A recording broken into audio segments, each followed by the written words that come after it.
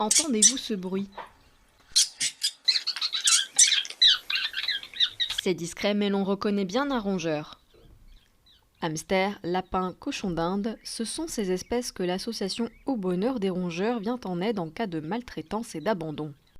Il y a 6 jours, une proposition de loi a été votée à l'Assemblée nationale. Elle vise à protéger tout animal de délaissement et de violence humaine. Une bonne nouvelle pour Mélanie Flessy, vice-présidente de l'association, mais il reste selon elle quelques progrès à apporter.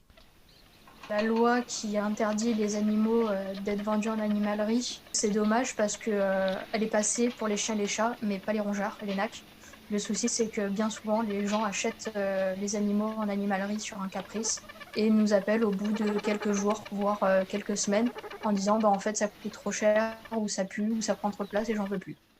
Vente en animalerie interdite et le bon coin strictement réservé aux éleveurs et professionnels, une proposition justifiable pour l'association submergée par le nombre d'appels au quotidien. Alors actuellement, on a plus de 10 appels par jour pour des abandons ou des animaux trouvés dans des poubelles. Et là, l'année 2020, en fait, ça a été catastrophique parce que le confinement, les gens ont pris des animaux pour le confinement. Et quand ils ont vu qu'ils devaient reprendre le travail, du coup, les ont carrément mis dans les poubelles ou dans la rue directement dans des cartons. Cet été, Mélanie et Olivia Flessy, fondatrices de Au Bonheur des Rongeurs, sont venues en aide aux autres associations débordées par les abandons.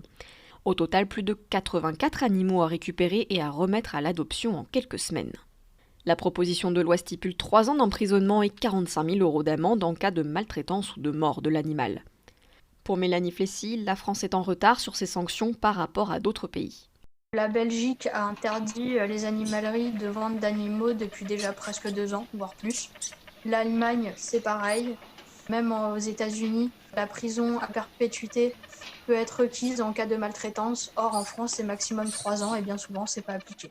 Si des mesures plus fermes sont attendues par les associations, elles comptent également sur le bon sens des acheteurs.